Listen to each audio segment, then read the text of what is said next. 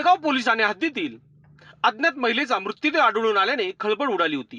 या प्रकरणाचा तपास करत असताना पोलिसांनी अवघ्या 24 तासात गुन्ह्याचा छडा लावत आरोपीला कर्नाटक राज्यातून अटक केली आहे।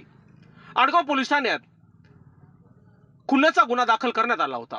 वरिष्ठ अधिकाऱ्यांच्या मार्गदर्शनाखाली आडगाव व उपनगर पोलीस ठाण्याच्या गुन्हे शोध पथकांनी संयुक्त कारवाई केली आहे।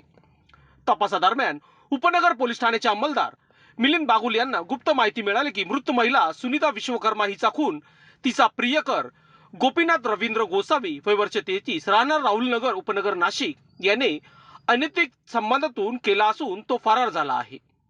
माहिती मिळताच पोलिसांनी तातडीने आरोपीचा शोध सुरू केला। तांत्रिक विश्लेषण आणि मानवी कौशल्याचा वापर करत पोलिसांचे पथक कर्नाटक, गोवा आणि इतर राज्यांमध्ये रवाना झाले।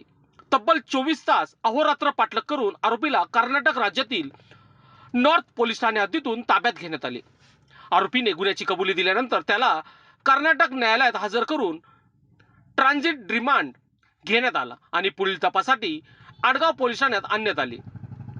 सदरची कारवाई नाशिक पोलीस आयुक्त संदीप कर्णिक, पोलीस उपायुक्त मोनिका राऊत, सहाय्यक पोलीस आयुक्त पंचवटी विभाग यांच्या मार्गदर्शनाखाली वरिष्ठ पोलीस निरीक्षक संजय पिसे, आडगाव व उपनगर पोलीस ठाण्याच्या पथकाने केली आहे। लोकशास्त्र न्यूज साठी विशेष प्रतिनिधी नाशिक रोड। लोकांनी लोकांसाठी उचललेले अस्त्र म्हणजेच लोकशास्त्र न्यूज।